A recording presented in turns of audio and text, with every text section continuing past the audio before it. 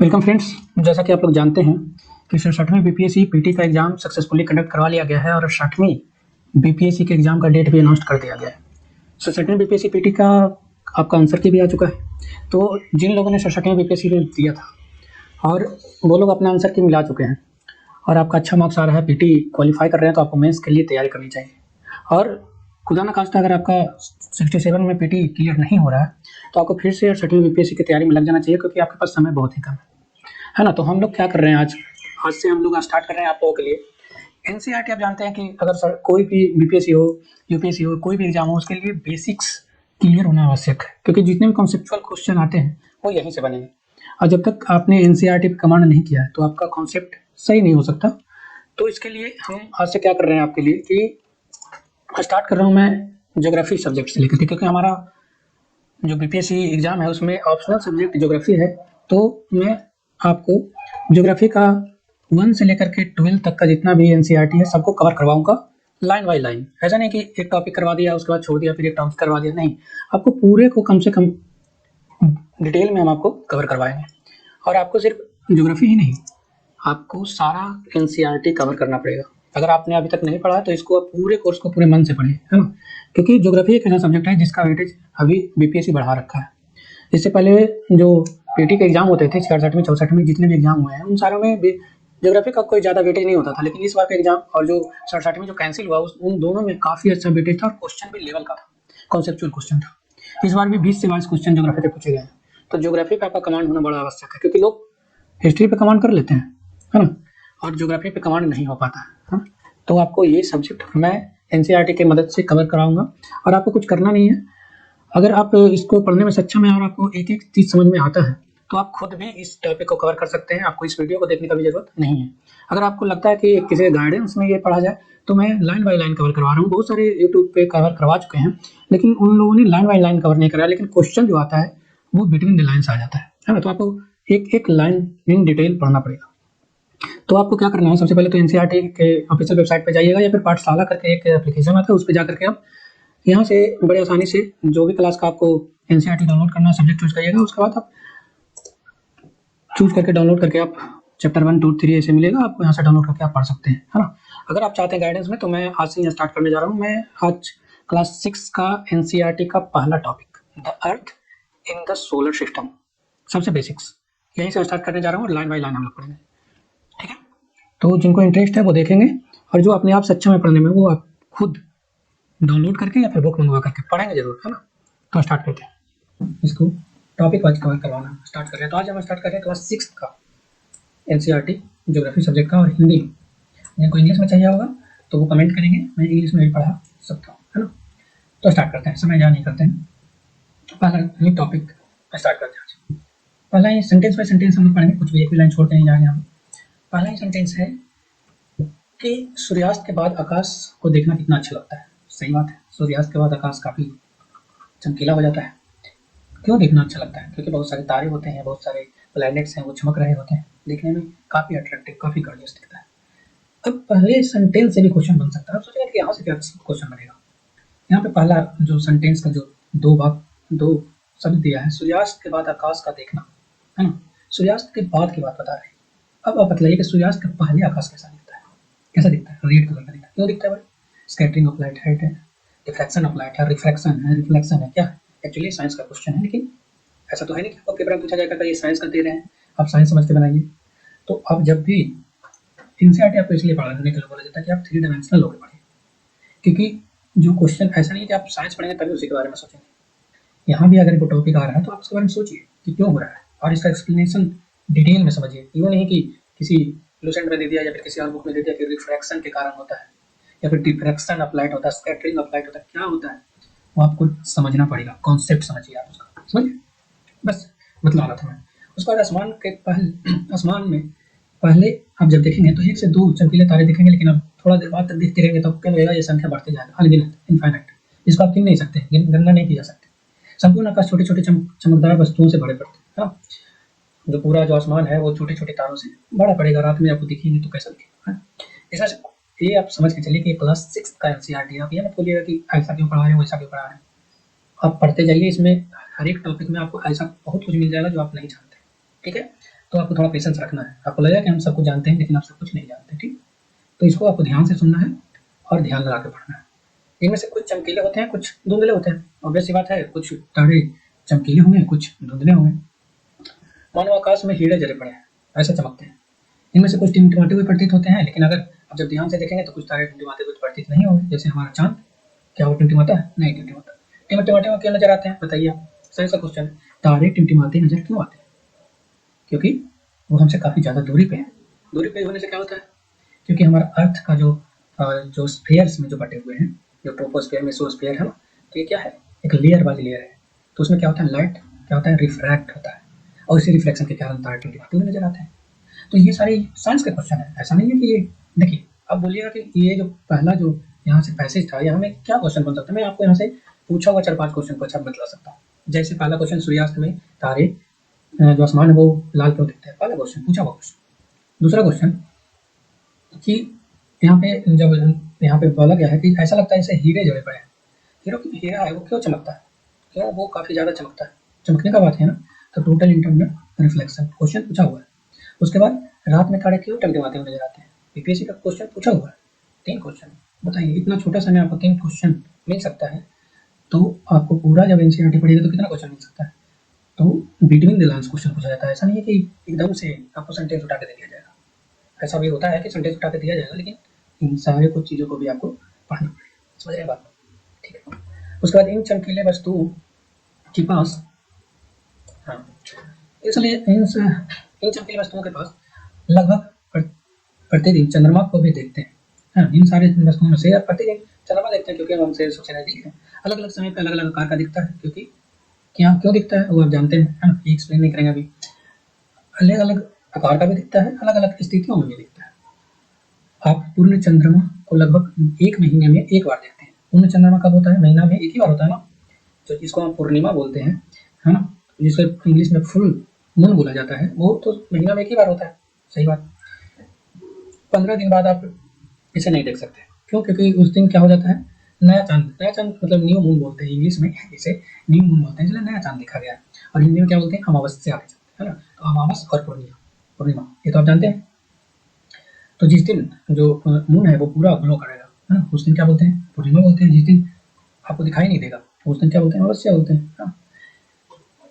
इस रात में आसमान एकदम साफ दिखाई पड़ता है, क्योंकि कोई भी एक्स्ट्रा जो लाइट है वो नहीं होता है आसमान में, तो दूर दूर तक के तारे काफी दिखाई पड़ता है। और आप आसमान को अवलोकन बड़े अच्छे तरीका से कर पाएंगे। क्या आपको इस बात से आश्चर्य नहीं होता कि हम दिन के समय चंद्रमा एवं इन सारे छोटे छोटे जो तारे हैं इनको आप क्यों नहीं देख पाते? क्यों नहीं देख पाते? क्योंकि जो सूर्य है वो काफी अत्यधिक तेज प्रकाश दिन में देता है, और इस तेज प्रकाश के कारण वो जो हल्के हल्के छोटे छोटे तारे टिमटिमाते हुए चंद्रमा है, इनका लाइट छिप जाता है। तो हम ब्राइट चीजों को ज्यादा देख पाते हैं ना, उसको हम नहीं देख पाते। क्यों?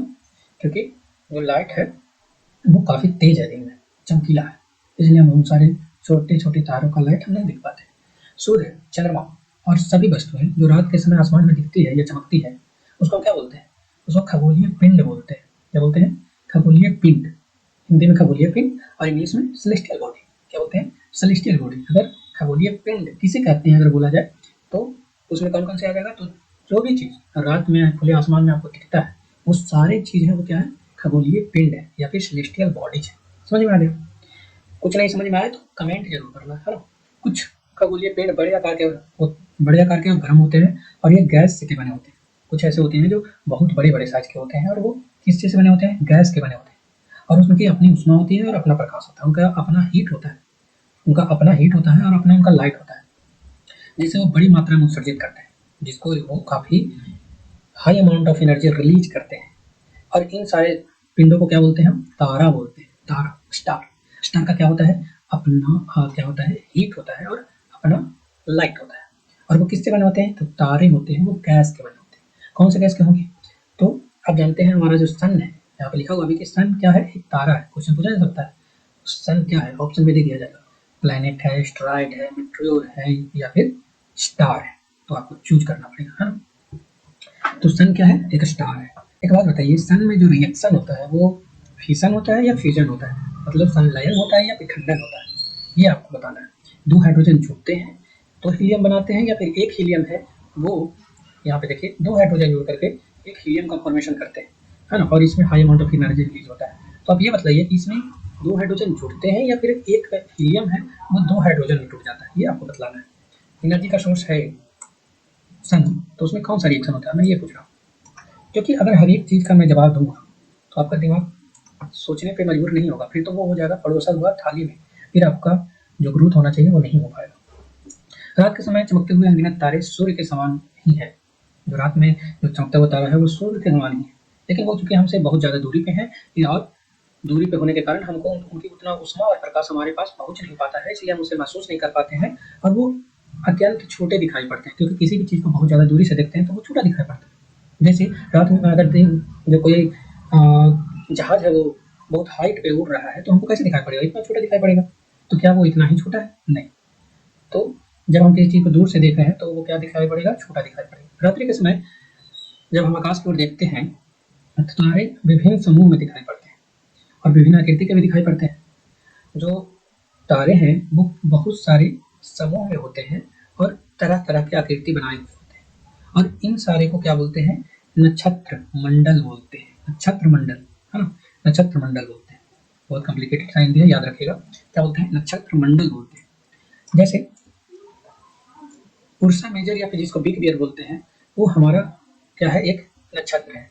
बहुत आसानी से इसको हम पहचान सकने वाला इनको नक्षत्र बोलते हैं, क्योंकि इसमें 7 तारे होते हैं, सप्तऋषि बोलते हैं। क्योंकि 7 तारे होते हैं, जैसे कि यहाँ पे यही है बिग बियर, इनमें 7 तारे हैं, 1 2 3 4 5 6 और 7। ये 7 स्टार हैं, इसीलिए इनको क्या बोलते हैं, सप्तऋषि बोलते हैं। 7 तारे, 7 तारों का समूह। अच्छा, नक्षत्र मंडल क्या होता था, बहुत तारों का, जो बहुत सारे तारे हैं उनका समूह को हम क्या बोल रहे थे, ये नक्षत्र मंडल है। उसमें से एक बिग बियर भी है। बिग बियर या फिर इंग्लिश में उसका उर्सा मेजर बोलते हैं। और उनमें कितने तारे हैं, उनमें 7 तारे, इसलिए उनको क्या बोलते हैं, सप्तऋषि बोलते हैं। या 7 तारों का समूह है जो नक्षत्र उर्सा मेजर का भाग है। अपने परिवार या पड़ोस से आप बड़े अध्ययन से पूछ सकते हैं, और आपको भी आसमान में और भी सारे को दिखा सकते हैं। तो ये जो कि बुक है वो क्लास 6 के लिए लिखा गया है, तो उसी हिसाब से आपको यहाँ पे रिप्रेजेंट किया गया है। प्राचीन समय में, चूंकि जिस समय कंपास का कोई नहीं हुआ था, क्योंकि अभी के समय में तो आपके मोबाइल में, आपके लैपटॉप में, आपके वॉच में और तरह तरह के जितने भी इलेक्ट्रॉनिक इक्विपमेंट है सब में आपको डिजिटल आपको कैनवास दिया जाता है, जिससे आपके डायरेक्शन को पता कर सकते हैं। लेकिन क्या होता होगा जब एंशिएंट पीरियड में ये इलेक्ट्रॉनिक्स जो गैजेट्स था या फिर जो कैनवास था उसका खोज नहीं हुआ था, तो उस समय कैसे डायरेक्शन का पता लगाते थे। तो आप ये ऊपर एक तस्वीर देखिएगा जिसमें एक लड़की है, वो क्या कर रही है, एक तारा को देख रही है, जिसे ध्रुव तारा या पोल स्टार में बोलते हैं। पोलर स्टार, ध्रुव तारा, इसका ये हमेशा क्या होता है, ये हमेशा नॉर्थ के डायरेक्शन को रिप्रेजेंट करता है, हमेशा उत्तर दिशा में ही यह होता है। तो पहले के लोग क्या करते थे कि इस तारे को देख करके जो रात्रि के समय में वो क्या कराते थे, डायरेक्शन को पता करते थे, है ना। ये इस डायरेक्शन में होता है, जो 2 सप्तऋषि के तारे हैं वो जब ये लाइन में अलाइन हो जाते हैं और यहाँ पे इनके सामने एकदम स्ट्रेट लाइन बनाता है, तो पहले इसका उपयोग लोग क्या करते थे, डायरेक्शन को पता करने में एंशिएंट पीरियड में इसका यूज किया जाता था। अभी भी ये तारे ऐसे हैं नहीं कि यहाँ से हट गए, है ना, लेकिन इसका यूज लोग नहीं कर रहे हैं, क्योंकि हमारे पास बहुत सारे इलेक्ट्रॉनिक्स और मॉडर्न गैजेट्स आ चुके हैं। प्राचीन काल के समय रात्रि की दिशा का निर्धारण करने के लिए तारों की सहायता लिया करते थे। उत्तरी तारा उत्तर दिशा को बतलाता है और इसे क्या बोलते हैं, ध्रुव तारा भी बोलते हैं। तो अगर क्वेश्चन पूछा जाए कि ध्रुव तारा कहाँ किस डायरेक्शन को रिप्रेजेंट करता है, तो हम लोग बोलेंगे कि नॉर्थ डायरेक्शन को रिप्रेजेंट करता है। यह आसमान में हमेशा चूंकि एक ही स्थिति में होता है, उत्तर की दिशा में होता है, और इस सप्तऋषि की सहायता से हम इसको जान सकते थे। दिखाए ना हम कि 2 सप्तऋषि के तारे साथ में ये स्ट्रेट लाइन बनाते हैं, ये जो आप देख रहे हैं ना, 2 सप्तऋषि के तारे स्ट्रेट लाइन बनाते हैं। कुछ खगोलीय पिंडों में अपना प्रकाश उष्मा नहीं होता है। स्टार जो होता है उसमें तो अपना प्रकाश है, अपना उष्मा है, लेकिन कुछ ऐसे भी हैं जिनके पास अपना ना ही प्रकाश है ना ही उष्मा है। तो वो तारों के प्रकार से प्रकाशित होते हैं। किससे प्रकाशित होंगे वो, तो जो स्टार्स हैं उनकी लाइट से वो रिफ्लेक्ट करेंगे उनकी लाइट को और वो खुद को प्रकाशित करेंगे। समझ रहे हैं बात, मतलब कहने का मतलब सन के पास अपना लाइट है, बाकी और बहुत सारे जो सेलेस्टियल बॉडी है जिनके पास क्या है, अपना प्रकाश और उष्मा नहीं है, वो क्यों चमकते हैं। जैसे हम बोले कि चंद्रमा क्यों चमकता है, तो वो सूर्य के प्रकाश को रिफ्लेक्ट करता है, इसलिए वो चमकता है। समझे, यही बतला रहा है। तो उन सारे सेलेस्टियल बॉडी को क्या बोल रहे थे, हम ग्रह बोल रहे थे, प्लैनेट्स बोल रहे थे। क्या बोल रहे थे, ग्रह या फिर प्लैनेट बोलते थे, जिनका अपना प्रकाश और उष्मा नहीं है। ठीक है, कोई समस्या नहीं। ये जो वर्ड ग्रह बना है वो अंग्रेजी वर्ड प्लैनेट से बना है, जिसका ग्रीक भाषा में जो वर्ड है वो प्लेनेटाई है। प्लेनेटाई, प्लेनेटाई जिसका अर्थ क्या होता है? परिभ्रमण करने वाला, है ना, मतलब जो चारों तरफ घूमता। तो किसके चारों तरफ घूमेगा? ये स्टार के चारों तरफ घूमेगा। जो स्टार के चारों तरफ घूमता है उसको क्या बोलते हैं? प्लैनेट या ग्रह बोलते हैं। पृथ्वी जिस पर हम रहते हैं एक ग्रह है। क्या है? ग्रह है। यह अपना प्रकाश, ये जो इसका अपना प्रकाश नहीं है, आप जानते हैं, ये संपूर्ण प्रकाश और उसमें किससे प्राप्त करता है? तो सन से प्राप्त करता है, जो पृथ्वी के सबसे नजदीक का तारा है। अगर क्वेश्चन पूछा जाए कि पृथ्वी के सबसे नजदीक का तारा, ऑब्वियसली क्वेश्चन है कि साइन होगा आंसर। क्या होगा? सन होगा। सॉरी, साइन बोल दिया था मैंने। तो क्या होगा? सन होगा। पृथ्वी को बहुत अधिक दूरी से जब हम देखेंगे, मतलब पृथ्वी के ऑर्बिट से हम निकल गए और किसी और प्लेनेट पे मान लीजिए चले गए, तो क्या होगा? जब हम रात में देखेंगे दूर से तो क्या होगा? जब ये जैसे चंद्रमा दिखता है ना, वैसा ही ये रात में चमकीला दिखेगा, क्योंकि ये भी एक प्लेनेट है ना। क्योंकि हम लोग अर्थ पे रह रहे हैं तो इसका अनुभव हम नहीं कर पाते हैं, लेकिन जब हम अर्थ को छोड़ करके स्पेस में चले जाएंगे और वहाँ से अगर हम देखते हैं पृथ्वी को, तो वो क्या करेगा? चमकता हुआ प्रतीत होगा। देखिए, एनसीईआरटी का जो सबसे इंपॉर्टेंट चीज होता है वो रोचक तथ्य या फैक्ट्स जो होता है, क्वेश्चन डायरेक्ट पूछे जाते हैं, तो हमको ये रट जाना है, समझ जाइए। जैसे बृहस्पति, शनि और यूरेनस, बृहस्पति, शनि और यूरेनस के चारों तरफ क्या होते हैं? रिंग पाए जाते हैं, जिसको छल्ला बोलते हैं, है ना, रिंग पाए जाते हैं। छल्ले विभिन्न पदार्थों के असंख्य छोटे छोटे पिंडों की बनी पट्टियां होते हैं। क्या होते हैं ये? छोटे छोटे जो क्या होते हैं? छोटे छोटे जो ऑब्जेक्ट्स होते हैं उनका पिंडों का एक समूह होता है, जो कि प्लैनेट्स के चारों तरफ एक रिंग का फॉर्मेशन करता है। छल्ला मतलब जैसे हाथ में पहनने वाला छल्ला, है ना। तो एक प्लैनेट है जिसके चारों तरफ ये बना होता है। ठीक है, एक बार फिर से दिखा भी देते हैं आपको कि जो शनि है, इस सैटर्न है, इसके चारों तरफ क्या है? ये रिंग का फॉर्मेशन कर रहा है। ठीक है, तो इसमें क्या होते हैं? छोटे छोटे पिंड होते हैं। पृथ्वी से इन छल्लों को शक्तिशाली दूरबीन के द्वारा और उन जो टेलीस्कोप है जिसकी मदद से हम इसको बड़ी आसानी से देख पाए। अब कुछ डायग्राम है, इसको आप देखिए। एक्चुअली आपके लिए इसको मैं सीधा करने का कोशिश करता हूँ, छोड़िए, समय चला जाएगा। तो जब हम इसको देखते हैं तो देखिए, सन है वो कहाँ है? हमारा ऑर्बिट में, सेंटर में। सेंटर के बाद जब हम दूर जाते हैं सन से, तो सन के सबसे नजदीक ग्रह कौन सा है? तो मरकरी है ना, मरकरी। उसके बाद कौन सा है? तो शुक्र है। शुक्र के बाद कौन सा है? तो पृथ्वी है। पृथ्वी का कौन है? मंगल है। मंगल के बाद ये जो पट्टी है क्षुद्र ग्रहों का, स्ट्राइड्स का, ये आपको ध्यान रखना है। क्वेश्चन पूछा जाएगा कि जो क्षुद्र ग्रह की जो पट्टी होती है वो किस किस ग्रह के बीच पाया जाता है। तो याद रखिएगा, आपके बाद आएगा मंगल, मतलब अर्थ के बाद आएगा मंगल, और मंगल के बाद आएगा बृहस्पति। तो मंगल और बृहस्पति के बीच पाया जाता है। ठीक है, क्षुद्र ग्रह। और जब यहाँ से बृहस्पति, बृहस्पति के बाद शनि, शनि के बाद फिर यूरेनस, जिसको हिंदी में अरुण बोलते हैं, और उसके बाद नेपच्यून, जिसको हिंदी में वरुण बोलते हैं। ठीक है, तो ये हमारा सोलर सिस्टम है। उसके बाद यहाँ पे कुछ फैक्ट्स भी दे रखे हैं कि जो आपको पढ़ने पड़ेंगे। क्या फैक्ट दे रखा है कि बुध सूर्य के चारों ओर परिक्रमा 88 दिन में पूरा करता है। सूर्य है वो 88 दिन में परिक्रमा को पूरा कर लेता है। ठीक है, क्वेश्चन एक्चुअली यहाँ से आते हैं, इसीलिए मैं इसको आपके सामने रख रहा हूँ। क्वेश्चन बीपीएससी में पूछा जा चुका है कि बुध अपनी सूर्य के चारों ओर परिक्रमा कितने दिन में पूरा करता है। ऐसा ही है कि सिर्फ बुध के बारे में पूछा है। एक साल उन्होंने 29.5 मतलब किसका पूछा था? आपका शनि का पूछा था कि कितने दिनों में पूरा करता है। तो शनि का भी एक बार पूछा जा चुका है, तो आपको सारों का याद रखना पड़ेगा। तो जैसे जैसे दूर जाते हैं समय बढ़ता जाता है। तो सबसे कम 88 दिन किसका है? बुध का है। उसके बाद शुक्र का है, वो 255 दिन है। उसके बाद 365 दिन है, वो किसका है? पृथ्वी का है। उसके बाद 387 डेज है, वो मंगल का है। और उसके बाद बृहस्पति का जब देखेंगे तो बृहस्पति का 11 साल लग जाता है, 11 साल 11 महीना लग जाता है, और 12 मतलब मोटा मोटी 12 साल आपको ध्यान रखना है। उसके बाद जब हम बात करते हैं सूर्य की तरफ परिक्रमा करने का शनि का, तो 29.5 साल 29.5 ईयर्स। और यूरेनस की बात करते हैं, मतलब अरुण का, तो वो 84 साल 84 ईयर्स। और नेपच्यून मतलब वरुण का, तो 164 साल समय लग जाता है सिर्फ एक परिक्रमा पूरा करने में। तो देख रहे हैं, 88 दिन में बुध पूरा कर रहा था, 365 दिन में पृथ्वी पूरा कर रहा था, लेकिन जो अरुण और वरुण तक जाते जाते 84 और 164 साल का समय लग रहा था। तो सोचिए कितना दूरी होगा ना। उसके बाद और भी क्वेश्चन इसमें से राइज होता है, वो क्या है? अभी तक तो ये पूछा नहीं गया है कि अपने अक्ष पे कितना देर घूमा जाता है, लेकिन आपको एक बार देख लेना चाहिए कि एनसीईआरटी में दे रखा है कि वो अपने अक्ष पे कितने बार में कितने समय में एक रोटेशन कर देता है। अक्ष मतलब ये अर्थ है, तो ये अपने ऑर्बिट पे कितने बार में ये पूरा का पूरा चक्कर, एक गोल चक्कर मार लेता है, इसके बारे में बोल रहा है ना। तो अर्थ पृथ्वी कितना देर में कर लेता है, तो 24 घंटा में कर लेता है, आप जानते हैं, है ना। तो उसी तरह सबका याद करना है, एक दिन में पूरा कर लेता है ना, तो उसी तरह आपको सारा याद करना है। उसके बाद एक और चीज़ आपको ध्यान रखना है कि जो बाह्य ग्रह है जिसको हम बोल रहे हैं, उससे पहले हम पढ़ेंगे अंतः ग्रह किसको बोलते हैं। तो आंतरिक ग्रह जो होता है वो सूर्य से बहुत नज़दीक है, जो सूर्य से बहुत नज़दीक है और ये चट्टानों के बने होते हैं। तो आंतरिक ग्रह कौन होता है? आंतरिक ग्रह मतलब बृहस्पति से पहले का जितना भी ग्रह है, बृहस्पति से पहले का मतलब ये जो क्षुद्र ग्रह की जो पट्टी पाई जाती है उसके पहले का जितना भी ग्रह है, इसको बोलते हैं इंटरनल, है ना।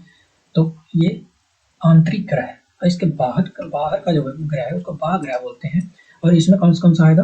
तो इसमें आएगा आपका बृहस्पति, शनि, यूरेनस और नेपच्यून। तो ये 4 ग्रह बाहर के हैं, तो ये आपको ध्यान रखना। तो आपको ये बात मालूम होना चाहिए कि जो आंतरिक ग्रह है वो सॉलिड फॉर्म में पाया जाता है, मतलब वहाँ पे चट्टान वगैरह रहेगा। और जो बाह्य ग्रह है जैसे जैसे दूरी बढ़ता गया है वहाँ पे क्या होगा, वो गैस का बना रहेगा और उसका डेंसिटी भी क्या होगा, कमता जाएगा। तो वो क्या होगा, गैस या फिर तरल पदार्थ का बना होगा।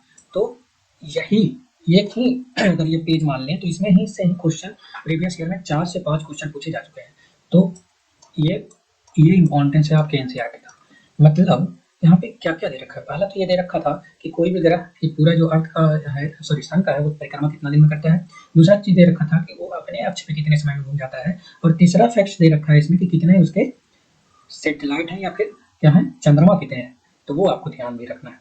और ये ऑफिशियल डाटा है, इस पर आप चैलेंज भी कर पाइएगा, क्योंकि सबसे ज़्यादा जो आपको ऑफिशियल डाटा में जो समस्या आएगा वो उपग्रहों में आएगा कि किसके कितने उपग्रह हैं। क्योंकि कुछ बुक है जो पुराने आप पढ़ रहे होंगे तो उसमें कुछ और होगा, नया बुक रहेगा उसमें कुछ और रहेगा। तो आपको सबसे अच्छा सोर्स है वो एनसीईआरटी पे जाइए और वहाँ पे जाकर के आप कंफर्म हो जाइए, ठीक है। उसके बाद पढ़ते हैं कि आसमान में दिखने वाला जो चंद्रमा है वो क्या है। हम लोग को जो चंद्रमा दिखता है वो क्या है, एक ग्रह है।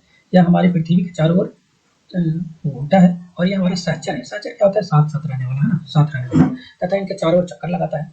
पृथ्वी के समान 7 और ग्रह हैं। ग्रहों की संख्या कितनी है? 8, है ना।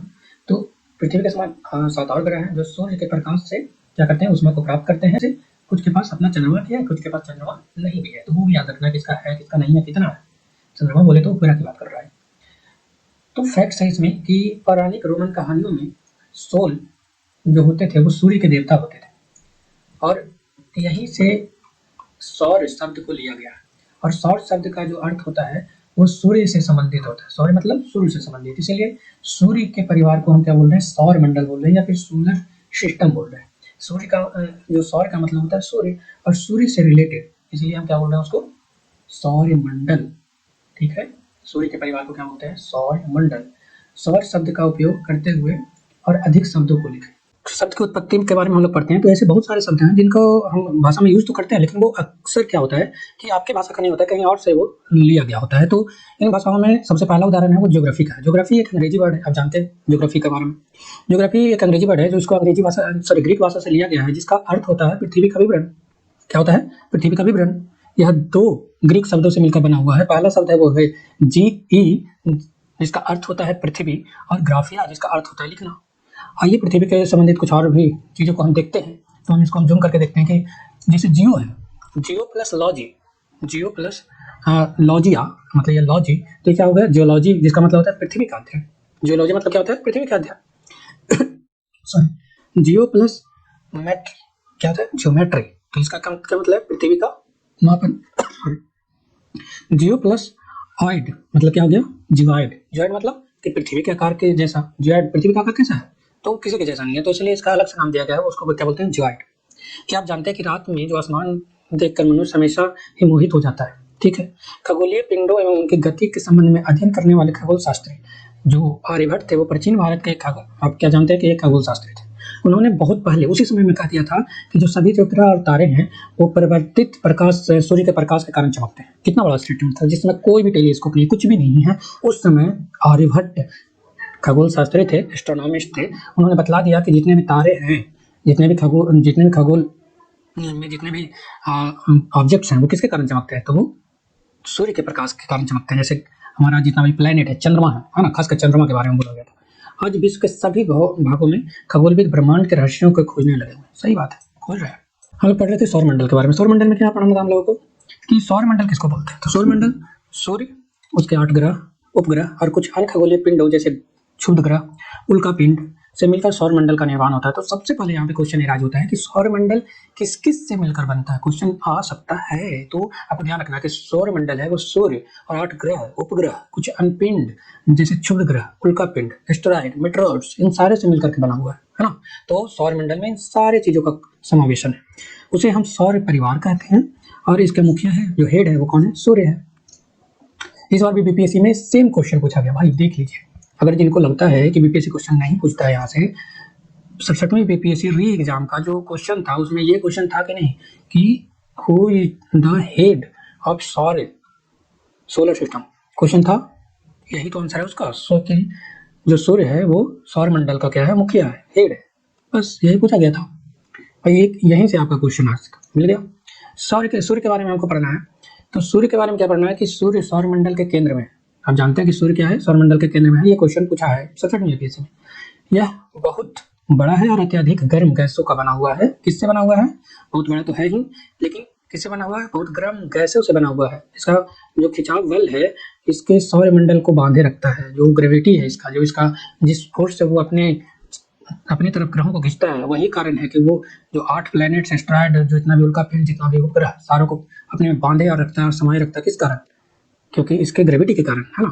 सूर्य सौरमंडल के लिए प्रकाश और ऊष्मा का एकमात्र स्रोत है, क्योंकि आप जानते हैं कि जो ऊष्मा और जो ऊर्जा जो मिलती है वो हमको सूर्य से मिलती है। और जिस सेलेस्टियल बॉडी के पास अपना ऊष्मा और अपना प्रकाश होता है उसी को तो बोलते हैं तारा। तो हमारे जो पूरे सोलर सिस्टम में एक ही तो तारा है, वो कौन है, सूर्य। और सूर्य से ही हमको सारी एनर्जी प्राप्त होती है। लेकिन हम इसकी अत्यधिक तेज ऊष्मा को महसूस नहीं करते हैं। क्यों नहीं करते भाई, क्योंकि ये हमसे सबसे नजदीक तारा होते हुए वह हमसे बहुत ज्यादा दूरी पे है। कितना दूरी पे है, बहुत ज्यादा मतलब कितना, तो सूर्य से पृथ्वी की दूरी करीब करीब 15 करोड़ किलोमीटर, 15 करोड़ किलोमीटर, ठीक है, याद रखना।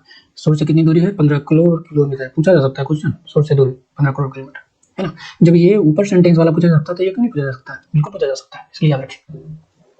और एक बात बतलाइए कि जो एक और क्वेश्चन पूछा गया था कि ultimate source of energy of earth planet या फिर प्लैनेट्स वो क्या है, तो उसका उत्तर सन था, है ना। तो ये कहाँ से लिया गया था, इसी पैसे से लिया गया था, ठीक है।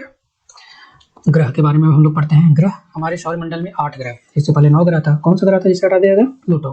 कब हटा दिया गया, 2006 में, अगस्त 2006 में। अब वो कमेंट करके ये बतलाना है कि ये जो खगोलीय संगठन का जो बैठक हुआ था, इंटरनेशनल जो स्पेस ऑर्गेनाइजेशन का जो बैठक हुआ था, वो कहाँ हुआ था, जिसमें प्लूटो को बाहर निकाल दिया गया, है ना। उनको ड्राफ्ट प्लैनेट बोल दिया गया, भवनक ग्रह बोल दिया गया। कहाँ हुआ था ये कमेंट करके बतलाना है ना। तो सूर्य से दूरी के अनुसार जो ग्रह हैं वो कैसे कैसे हैं, पिक्चर में पीछे देखे थे हम लोग। पहले बुध है, फिर शुक्र है, फिर पृथ्वी है, पृथ्वी के बाद मंगल आता है, मंगल के बाद हमने बताया कि पूरा बृहस्पति आ जाता है, फिर शनि आ जाएगा, फिर यूरेनस आ जाएगा, फिर नेपच्यून आ जाएगा, है ना। यूरेनस वरुण, और ये कहीं कहीं वरुण भी देखने को मिलता है, तो अरुण और वरुण याद रखिएगा। अब इसको याद करने का सोचो, एनसीईआरटी आपको ट्रिक बतला रहा है कि कैसे याद करना। सूर्य से दूरी के अनुसार जो प्लैनेट्स है उसको याद करने का जो ट्रिक है वो एनसीईआरटी खुद बतलाया आपको कि my very efficient mother just served us nuts. My से एम से क्या होगा, एम से मरकरी, वी से क्या होगा वेनस, ई से क्या होगा अर्थ, एम से क्या होगा मार्स, जे से जुपिटर, एस से सैटर्न, यू से यूरेनस, एन से नेपच्यून, है ना। तो माई very efficient mother just served us nuts, है ना, याद रखना, कचौड़ी पकौड़ी नहीं मिलेगा। सौरमंडल के सभी 8 ग्रह एक निश्चित पथ पर सूर्य के चक्कर करते हैं, है ना। सूर्य का एक निश्चित ऑर्बिट में चक्कर काटते हैं, सॉरी इसी को क्या बोलते हैं ऑर्बिट या कक्षा बोलते हैं। जिस पाथ पे वो सूर्य का परिक्रमा करते हैं उसी पाथ को हम क्या बोल रहे थे, उसी दीर्घवृत्ताकार पथ को ही हम कक्षा बोलते हैं या फिर इंग्लिश में ऑर्बिट्स बोलते हैं, ठीक है। चूंकि जो हमारा प्लूटो जो पहले ग्रह हुआ करता था 2006 से पहले, वो क्या करता था कि वो जो नेपच्यून है उसके जो ऑर्बिट्स है उसको क्रॉस कर जाता था, है ना। तो एक ग्रह का ये प्रॉपर्टी भी होना चाहिए कि वो दूसरे ग्रह के जो ऑर्बिट्स है उसको कट ना करे। और भी बहुत सारा कारण था जिसके कारण छोड़ा गया, उससे बाहर निकाला गया, लेकिन ये भी एक मेजर कारण था। बुध सूर्य से नजदीक है, बिल्कुल बात सही। सबसे नजदीक कौन सा ग्रह है, तो सूर्य से सबसे नजदीक ग्रह है बुध। अपनी कक्षा को सूर्य के चारों ओर एक परिक्रमा लगाने में 88 दिन, मैंने बताया था कि 88 दिन पीछे हम लोग देख चुके हैं ये सब। सूर्य को पृथ्वी का जुड़वा ग्रह कहा जाता है, सॉरी शुक्र को पृथ्वी का जुड़वा ग्रह कहा जाता है। क्यों कहा जाता है भाई, किसी और को क्यों नहीं बोल देते? क्योंकि इसका आकार और आकृति पृथ्वी के जैसा ही दिखता है, इसलिए इसको पृथ्वी का जुड़वा ग्रह बोलते हैं। और भी शुक्र को बहुत चीज बोलते हैं, देखेंगे आगे। इस टॉपिक में नहीं है, आगे वाला टॉपिक किसी में होगा तो उसमें कवर करेंगे। लेकिन अभी तक प्लूटो को भी ग्रह माना जाता था, परंतु अंतर्राष्ट्रीय खगोलीय संगठन के 2006 के बैठक में यह निर्णय लिया गया कि कुछ समय पहले खोजे गए अन्य पिंड, जैसे 2003 में खोजा गया था UB313, सीरस और प्लूटो, इन तीनों को क्या कहा दिया गया, क्या बना दिया गया, बौना ग्रह, ड्रार्क प्लैनेट्स। याद रखिएगा, ठीक है। क्वेश्चन यहाँ से आ सकता है कि कब किया गया, और ये आपको कमेंट करके बतलाना था कि कहाँ किया गया। कमेंट शायद आप लोगों ने कर दिया होगा।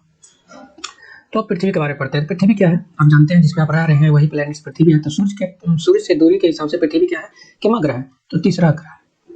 पहला कौन था, सूर्य से दूरी के हिसाब से पृथ्वी तीसरा ग्रह है। आकार में यह पांचवा और पांचवा सबसे बड़ा ग्रह है। देखिए दूरी के हिसाब से तीसरा है, लेकिन साइज के हिसाब से पांचवा है। तो याद रखिएगा, डिस्टेंस के हिसाब से D3 है, लेकिन साइज के हिसाब से S5 है, ठीक है। तो D3 और ये S5 याद रखिएगा, जैसे भी आप याद कर पाए वैसे याद रखना आपको। यह ध्रुवों के पास थोड़ी चपटी है, हाँ ऐसे चिपटा है। यही कारण है कि इसके आकार को हम क्या बोलते हैं, भू आग, क्या बोलते हैं, भू आग बोलते हैं या फिर ज्वाइड बोलते हैं। भू आग का अर्थ होता है कि पृथ्वी के समान के आकार, मतलब पृथ्वी के जैसा कोई ऑब्जेक्ट नहीं है हमारे पास, तो उसको हम क्या बोलेंगे, इसका अपना नाम दे दिया। क्या नाम दे दिया, ज्वाइड। क्वेश्चन पूछा जाए अगर कि पृथ्वी का आकार कैसा है, नारंगी जैसा, संतरा जैसा, बॉल जैसा, फुटबॉल जैसा, क्या बोलेंगे हम लोग, ज्वाइड है ना। सिंपल एक वर्ड में ज्वाइड या फिर भूभाग है, ठीक। जीवन के लिए अनुकूल परिस्थितियां केवल पृथ्वी पर ही पाई गई है। एक्चुअली रिसर्च चल रहा है, हो सकता है कहीं और भी मिल जाए, हाँ, लेकिन अभी तक जानकारी के हिसाब से सिर्फ प्लैनेट अर्थ में ही जो पृथ्वी है वो संभव है। पृथ्वी न तो बहुत ज़्यादा गर्म है, ना ही बहुत ज़्यादा ठंडा है ना। यहाँ पानी की भरपूर मात्रा है, वायु की उपस्थिति है, ऑक्सीजन हम लोग को जरूरी चाहिए तो है, दोनों चीज़ें, पानी भी चाहिए। जो हमारे जीवन को आवश्यक है वो सारी चीज़ें यहाँ पे अवेलेबल है। वायु में जीवन के लिए आवश्यक गैस है, जैसे ऑक्सीजन चाहिए वो है। इन्हीं कारणों से पृथ्वी सौरमंडल का सबसे अद्भुत ग्रह है। ये तो हम बोल रहे हैं ना भाई, ये तो हम बोल रहे हैं, क्योंकि हम पृथ्वीवासी हैं, अपने घर को कैसे बुरा कर सकते हैं। तो इसी कारण पृथ्वी सौरमंडल का सबसे अद्भुत ग्रह है, क्योंकि यहाँ पे जीवन सक्षम है, जीवन यहाँ पे अवेलेबल है ना। इसीलिए अंतरिक्ष से देखने पर पृथ्वी नीले रंग का दिखता है। बहुत फेवरेट क्वेश्चन, क्यों दिखता है, क्योंकि पृथ्वी पे जो 2/3 भाग है वो पानी से भरा हुआ है, इसलिए इसको क्या बोलते हैं, नीला ग्रह या ब्लू प्लैनेट्स बोलते हैं, ठीक है। याद रखेगा क्यों बोलते थे, क्योंकि इसका 2/3 भाग है वो पानी से भरा पड़ा है। अगर और ऊपर वाला फैक्ट जब हम देखते हैं तो ऊपर वाले फैक्ट्स में क्या है, क्या आप जानते हैं कि प्रकाश का चाल क्या होता है, प्रकाश का चाल होता है 3 × 10⁸ मीटर पर सेकेंड, ठीक है। इतना ज़्यादा स्पीड का लाइट होने के बावजूद सन से जो हमारे पास लाइट आता है उसको आने में लगभग 8 मिनट का समय लग जाता है। तो 8 मिनट सीधा नहीं मानना है ग्रुप, क्योंकि बीपीएससी एक बार क्वेश्चन पूछ चुका है और क्वेश्चन को ऐसा पूछा था कि पृथ्वी सन से पृथ्वी पे आने में लाइट को कितना समय लगता है। तो यही क्वेश्चन, यही क्या आप जानते हैं, यही बॉक्स से पूछा गया था। तो उसका है वो 499 सेकेंड लगता है, मतलब 8 मिनट और 19 सेकेंड लगता है। तो बीपीएससी इसका जो आंसर माना था वो 8 मिनट राउंड करके माना था, लेकिन अब तो ऐसा है नहीं। कोई अगर कोड चला गया, अगर कोई आंसर पे वो कर दिया, लगा दिया एप्लीकेशन, तो क्या होगा, क्वेश्चन को इनवैलिड ऑप्शन ही पे जाएगा। तो ऑप्शन ही से बचने के लिए अगर ऑप्शन में दे रखा है 8 मिनट 19 सेकेंड, तो आपको 19 सेकेंड ही लगाना है, या फिर ऑप्शन ई भी लगा सकते हैं, वो आपका देखना होगा। एक तथ्य है कि नील आर्मस्ट्रांग है वो पहले ऐसे व्यक्ति थे जिन्होंने 20 जुलाई 1969 को सबसे पहले चंद्रमा पे पहला कदम रखा। तो दूसरा कदम कौन रखा होगा, है ना। तो पहला कदम किसने रखा, नील आर्मस्ट्रांग ने रखा। कब रखा, 20 जुलाई 1969 को। याद रखिएगा डेट, ईयर कम से कम याद रखिएगा, बहुत इंपॉर्टेंट है। 20 जुलाई 1969, ये वही वर्ष है जब इंडिया में इसरो का स्थापना हुआ था। इंडियन स्पेस रिसर्च ऑर्गेनाइजेशन का स्थापना 1969 में ही हुआ था, जिस साल नील आर्मस्ट्रांग है वो चंद्रमा पे उतरे थे। मालूम करना है कि भारतीय चंद्रमा पर गया, कौन भारतीय है वो चंद्रमा पे गया। तो आप जानते हैं कि राकेश शर्मा है, ये गए थे। कब गए थे ये इंपॉर्टेंट हो सकता है, कभी पूछ भी सकता है। तो 3 अप्रैल 1984, 1984 राकेश शर्मा हैं वो चंद्रमा पे उतरे थे। याद रखिएगा, डेट इंपॉर्टेंट है। गुरु चंद्रमा के बारे में पढ़ते हैं। चंद्रमा क्या है कि हमारे पृथ्वी के पास केवल एक ही उपग्रह है, एक ही झुंझुना है, वो है सिर्फ चंद्रमा। इसका व्यास पृथ्वी के व्यास से केवल 1/4 है, 1/4, सिर्फ 1/4। यह इतना बड़ा है इसलिए यह इतना बड़ा इसलिए प्रतीत होता है क्योंकि यह हमारे क्या है, बहुत नजदीक है, इसलिए बड़ा दिखता है। बड़ा और छोटा होने का यही कॉन्सेप्ट है। जब हम ज्योग्राफी पढ़ेंगे, खास करके एस्ट्रोनॉमी में, तो जो ज़्यादा दूर होगा वो छोटा दिखेगा, जो ज़्यादा नज़दीक होगा वो बड़ा दिखेगा। यह हमसे करीब करीब 3,84,400 किलोमीटर, याद रखिएगा, रट जाइए, एकदम से 3,84,400 किलोमीटर दूर है। ठीक है। अब आप पृथ्वी से, सूर्य से चंद्रमा की दूरी की तुलना कर सकते हैं, तुलना करके देख लीजिए। अब एक यहाँ पे दे रखा है उपग्रह क्या होता है। उपग्रह एक खगोलीय पिंड है जो ग्रह के चारों ओर परिक्रमा करता है। जैसे जो पृथ्वी है वो सूर्य के चारों ओर परिक्रमा करता है, उसी तरह अगर कोई ग्रह, जैसे मतलब पृथ्वी के चारों ओर कोई सेलेस्टियल बॉडी हो जो उसका चक्कर काटता हो, उसको क्या बोलते हैं, उपग्रह बोलते हैं, है ना। अगर आप भी किसी का चक्कर काटते हैं तो आप भी एक उपग्रह हो सकते हैं। क्यों? जिस प्रकार ग्रह सूर्य के चारों ओर चक्कर लगाते हैं, उसी तरह उपग्रह है वो ग्रह का चक्कर लगाते हैं। समझ के बात, अंतर समझ में आ रहा है। ग्रह है वो सूर्य का चक्कर लगाता है, मतलब स्टार का चक्कर लगाता है, लेकिन उपग्रह है वो ग्रह का चक्कर लगाता है। समझ गए। मानव निर्मित ग्रह क्या होता है ना, सैटेलाइट। तो ह्यूमन मेड जो सैटेलाइट होता है वो एक कृत्रिम है, आर्टिफिशियल ग्रह है। यह वैज्ञानिकों द्वारा बनाया जाता है, जिसका उपयोग ब्रह्मांड के बारे में जानकारी प्राप्त करना होता है और पृथ्वी के संचार माध्यम के लिए किया जाता है ना, कम्युनिकेशन के लिए किया जाता है, या फिर बहुत सारे इन्फॉर्मेशन गैदर करने के लिए किया जाता है, या फिर आर्मी, या फिर डिफेंस, या फिर इंटरनेट, ऐसा क्या है, कम्युनिकेशन का साधन है एक्चुअली। इसे रॉकेट के द्वारा अंतरिक्ष में भेजा जाता है और पृथ्वी की कक्षा में स्थापित कर दिया जाता है। आप बताइए कि कितना किलोमीटर की हाइट पे जाता है, 3600 या 36,000?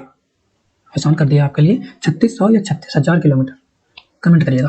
पृथ्वी में उपस्थित कुछ भारतीय उपग्रह जैसे इनसेट था, है ना, इडूसैट है, INS है, और भी कितना कुछ, बहुत कुछ, ये तो आपने पढ़ ही रखा होगा। इंपॉर्टेंट ये है जो मैं क्वेश्चन पूछा आपको, 3600 या 36,000 किलोमीटर।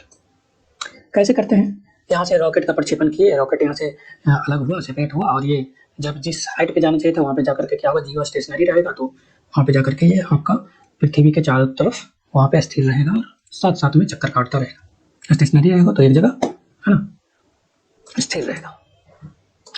कितना बच रहा है और हमारा, चलिए खत्म हो गया। फिर है कि जीव और पौधे को जीवित रहने के लिए, विकास करने के लिए किन किन तत्वों की आवश्यकता होती है, ये तो आप कमेंट करिएगा भाई।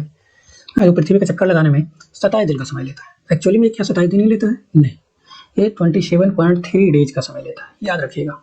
ठीक है, लगभग इतने ही समय में वो अपने कक्षा का भी चक्कर लगा लेता है। पृथ्वी का तो चक्कर लगा ही लेता है, अपने ऑर्बिट पे भी ये पूरा 27 डे में रोटेट हो जाता है। तो इसी कारण हमको हमेशा जो चंद्रमा है, पृथ्वी से चंद्रमा को हम सिर्फ एक ही साइड को देख पाते हैं। हाँ, अभी आपने सुना होगा न्यूज में कि हम लोग जो साइडो रीजन है, उस रीजन पे हम लोगों ने चंद्रमा का एक मिशन किया था, चंद्रयान 2, है ना, क्योंकि उस पर जाना मुश्किल है, क्योंकि उसको हम देख ही नहीं पाते। देख सिर्फ किसको पाते हैं, जो हमारे साइड का है, जो हमको दिखाई पड़ता है हमेशा। एक साइड तो हम कभी देख ही नहीं पाते, वहाँ पे तो हमेशा अंधेरा ही होता है हमारे लिए। ठीक है, चंद्रमा की परिस्थिति जीवन के लिए अनुकूल नहीं है। यहाँ पे ऐसा परिस्थितियाँ नहीं है जिसके कारण वहाँ जीवन संभव हो पाए, क्योंकि वहाँ पे पानी नहीं है, ऑक्सीजन नहीं है, डेंसिटी ऐसा नहीं है, बहुत कुछ ऐसा है।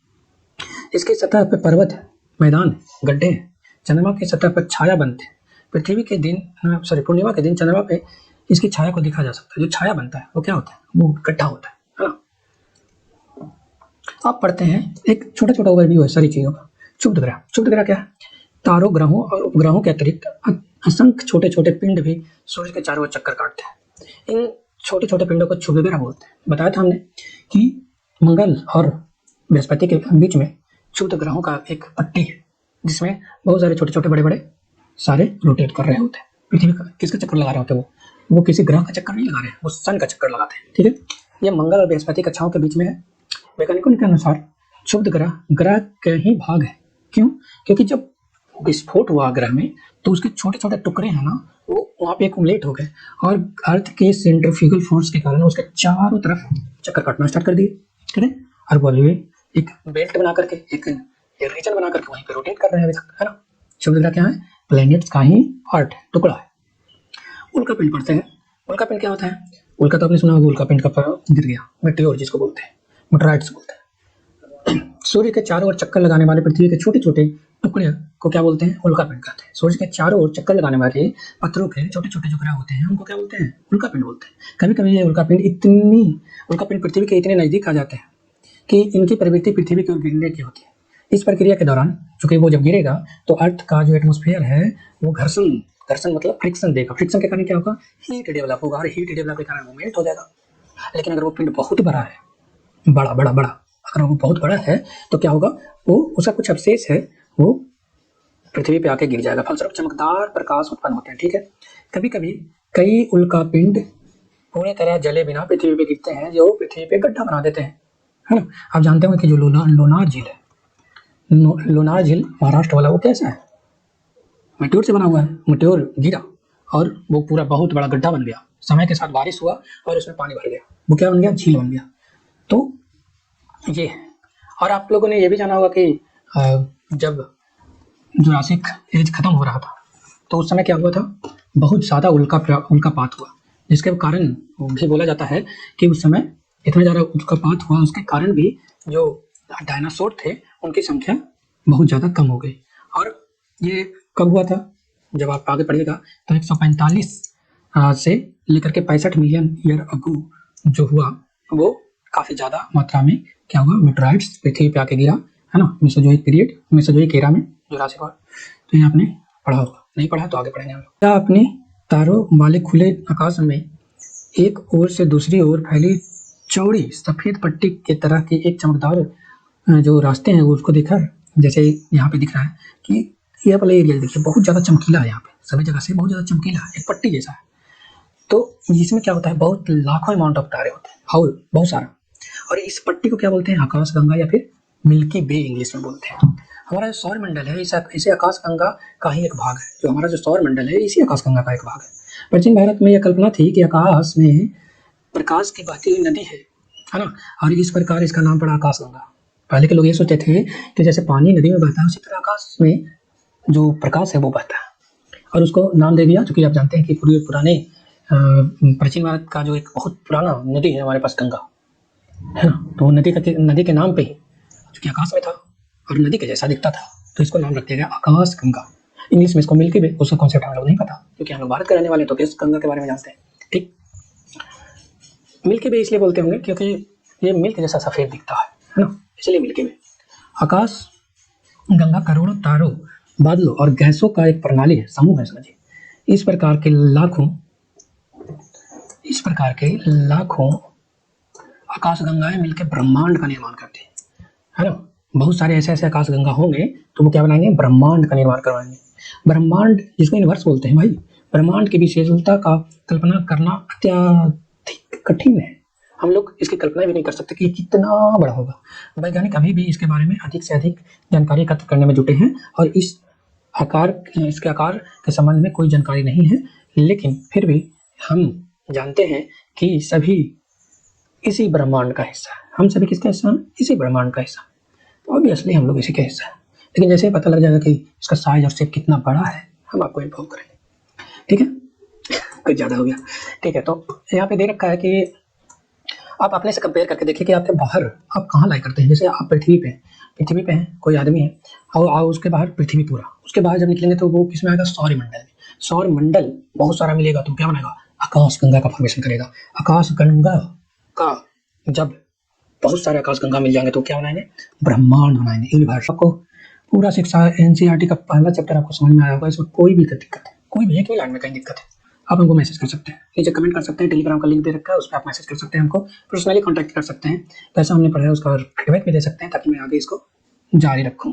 तो आपको मैंने दिखाया कि कहाँ से क्वेश्चन आते भी हैं और कहाँ से क्वेश्चन पूछे जा सकते हैं। सिर्फ इस चैप्टर की बात करें तो सिर्फ इस चैप्टर से आज तक 8 से 10 क्वेश्चन पूछे जा चुके हैं। तो इम्पॉर्टेंट है दोस्त, छोड़िएगा नहीं, पूरे डिटेल से पढ़िएगा और पूरे मन से पढ़िएगा। ऐसा नहीं है कि मैंने एक बार आपने इसका एक बार वीडियो देख लिया तो काम हो गया। आप कोशिश करिएगा कि आप एक बार खुद भी इसका रीडिंग दीजिए, तभी कॉन्सेप्ट ज़्यादा अच्छा बिल्ड हो, है ना। आपको जो भी डाउट होगा वो मे बी रीडिंग के समय आएगा, वीडियो देखते समय नहीं आएगा। जब आप रीडिंग दीजिएगा अपने हिसाब से, उस समय आपको कन्फ्यूजन या फिर कोई डाउट आ सकता है, ऐसे नहीं आएगा। ठीक है, तो बने रहिए हमारे साथ। हो सकता है तो वीडियो को शेयर करिए और नेक्स्ट वीडियो जल्दी ही आने वाला है। ठीक है, थैंक यू फॉर वॉचिंग।